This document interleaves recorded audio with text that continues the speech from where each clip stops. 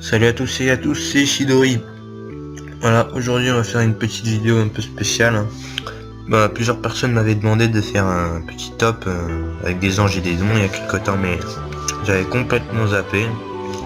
Et une personne me l'a rappelé récemment, je me suis dit pourquoi pas faire une petite présentation d'animé contenant ce genre de thème, hein, avec des anges, des démons ou des anges déchus, hein, plus ou moins dans le thème mythologique en gros. Donc voilà, je me suis dit j'ai essayé de présenter des animés pas trop connus, donc je citerai pas des fairy tales ou autres. Et je résumerai juste l'histoire pour ne pas dépasser la limite des 15 minutes. Voilà, place à l'intro.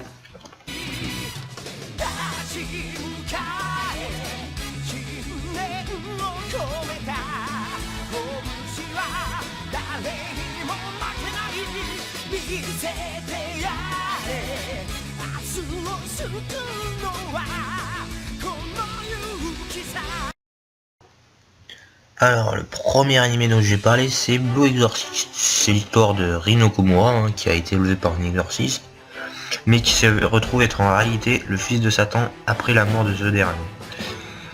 Pour cet animé, je l'ai trouvé bof, hein, parce que les premiers épisodes étaient pourtant accrochants, mais je m'attendais à plus en tout cas. Peut-être je l'ai trop surestimé, mais bon, hein, il est pas mauvais pour autant, hein. Ensuite, parlons d'un animé moins connu. Cette fois c'est Yushibu. Le résumé, c'est Roll est un étudiant qui ne peut pas devenir un héros, car le seigneur des démons a déjà été vaincu, et ce, avant ses derniers examens finaux. Ses rêves anéantis, Roll passe ses journées à travailler dans un magasin de magie. Un jour, une demandeuse d'emploi arrive avec un étrange CV, nom Fino, précédent emploi, héritière du seigneur démon. Motif, parce que mon père a été battu. C'est ainsi qu'un héros en formation avec la fille du seigneur des démons vont se rencontrer. Je vous préviens tout de suite, cet animé tourne pratiquement que sur l'humour et les affaires du commerce, hein, mis à part la fin où il y a de l'action, un peu de combat. Mais si vous attendez du combat épique, hein, vous pouvez tout de suite oublier et passer de votre chemin. Justement, en parlant d'humour, il y a aussi Belzebub qui est assez drôle dans le genre, hein. Alors c'est l'histoire de Tatsumi Oga, un délinquant étudiant à la femme au collège Ishiyama. Il est surnommé l'ogre déchaîné ou le démon par les autres délinquants. Mais c'est un jour qu'il voit un homme flottant sur un fleuve, et il décide alors de le ramener à la rive. Et c'est à sa grande surprise que le corps de cet homme se sépare en deux, et apparaît un bébé aux cheveux verts. Bon, c'est vrai, c'est vraiment du grand n'importe quoi, hein. En lui-même, l'anime est une parodie, hein. Sinon, alors, après le bébé aux cheveux verts, qui se retrouve être en fait le fils du roi des démons, Kaiser de Amperana, Belzebub 4, surnommé Baby Bell par le héros. Il a été choisi pour être son parent et doit donc élever le bébé jusqu'à que celui-ci soit capable de détruire l'humanité. Alors que ce soit pour les personnages ou le scénario, c'est du grand n'importe quoi. Mais je trouve que contrairement à Yushibu, il y a beaucoup plus d'action, même si ça reste dans l'humour, il y a quand même du combat assez drôle et épique. Alors ensuite, parlons de Shuffle.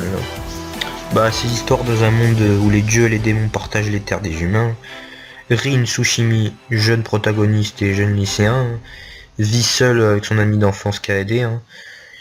Depuis que Rin a perdu ses parents avec la mère de Kaede, le père de Kaede, homme d'affaires, se retrouve à l'étranger. Du coup, les laissant seuls à vivre tout seul chez eux. Au lycée, on apprend que de nouveaux arrivants dans la classe de Rin, mais il ne se doute pas que ces arrivants vont bousculer son existence au niveau de sa vie et de son futur.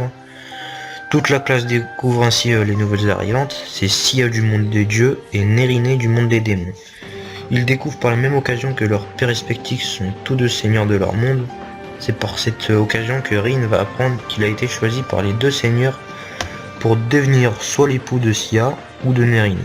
Il est donc confronté à un choix difficile, soit de devenir le seigneur des dieux, ou bien celui de devenir des seigneurs des démons.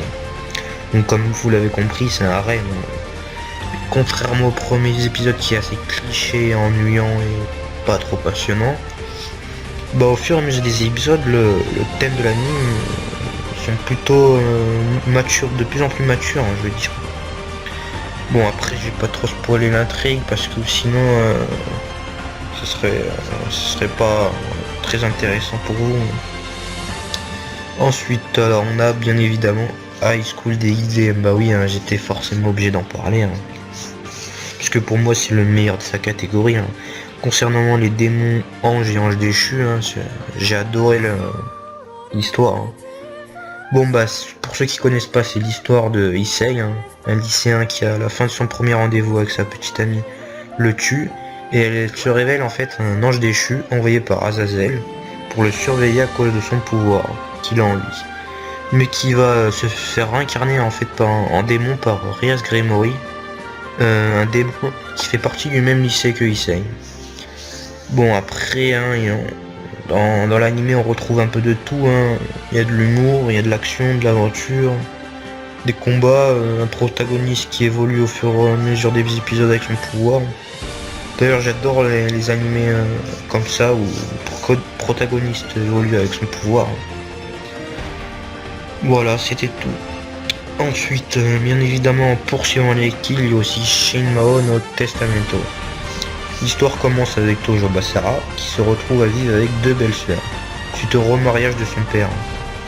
Cependant, les sœurs Mio et Maria sont en réalité des jeunes démons. Hein. L'une est la reine des démons et l'autre c'est une succube. Et Basara fait partie du clan des héros, qui est l'ennemi naturel des démons. Hein. Et un incident conduit Basara à devenir le maître de Mio. Malheureusement, la vie de Basara est loin d'être de tout repos, puisque Mio est poursuivi par les autres tribus de démons et le clan des héros. Qui, je préfère vous prévenir à l'avance, hein, attention, hein, les scènes qui sont beaucoup plus vulgaires. Hein. Donc je vous le préviens à l'avance si vous regardez les épisodes en non-censure. Bon après on retrouve un peu de tout, hein. Toujours un peu de scènes marrantes, de l'action, des combats assez cool. Hein. Voilà, hein, je sais pas trop quoi dire de plus. Hein. Alors nous continuons donc avec Ayori Miracle-san. C'est l'histoire de Mahilo, alors qu'il est poursuivi par un monstre et qu'aucune issue ne se présente à lui.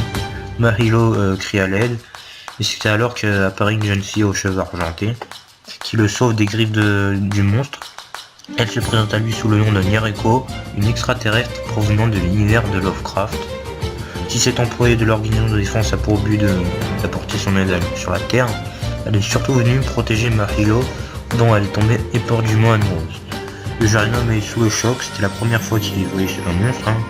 Il ne s'en doute pas encore, mais il est loin d'être au bout de ses surprises, puisque sa prétendante totalement déjantée et surexcitée a bien l'intention de protéger son amoureux 24 heures sur 24. Bon après, hein, parlons, hein, c'est un anime what the fuck qui a aucun sens. Hein. Il est constamment de l'humour avec une petite dose d'équilibre et des situations embarrassantes assez marrantes. Et aussi bourré de références, hein, pour ceux qui l'ont regardé. Assez répétitif aussi, on croirait voir les mêmes scènes à chaque fois quoi. Voilà, alors nous continuons avec Que volonté soit faite. Hein. C'est l'histoire de Keino Katsugaragi, un lycéen de 17 ans, connu sous le pseudonyme de Dieu tombeur dans le monde obscur des jeux vidéo de Drive. Du matin au soir, il reste rivé sur sa console portable, enchaînant des conquêtes virtuelles et dispensant des conseils avisés par internet aux adeptes du genre. C'est en croyant répondre à l'un de ces derniers qu'il signe par mégarde un contrat avec les enfers et se voit affublé d'une apprentie démon nommée Elsie. Du coup, il devra dorénavant appliquer son savoir-faire virtuel sur de vraies filles afin de les libérer des âmes échappées des enfers, se trouvant refuge dans le cœur de celle-ci. Problème, Kaima déteste les filles réelles. Bah je trouve que, en tout cas, si je parle des saisons, les deux premières saisons sont seulement basées sur l'humour et les présentations des personnages. Hein. Si vous voulez de l'action, c'est qu'à la saison 3 avec les affrontements de Diablesse et des dieux. Hein.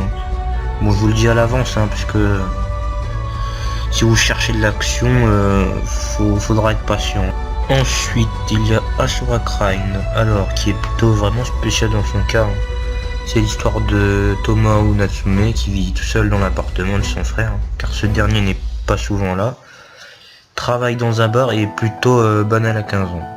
Mais sa petite vie tranquille va se finir par une rencontre avec un fantôme. Il s'agit d'une amie d'enfance, Misao, et désormais va le suivre partout. Et ainsi, plusieurs phénomènes étranges vont se produire autour de Tomao, qui va devoir les expliquer sans arrêt C'est un animé mélangeant du mecha avec des démons et vraiment rempli de mystères. Vraiment très étanche et il faut vraiment comprendre l'histoire.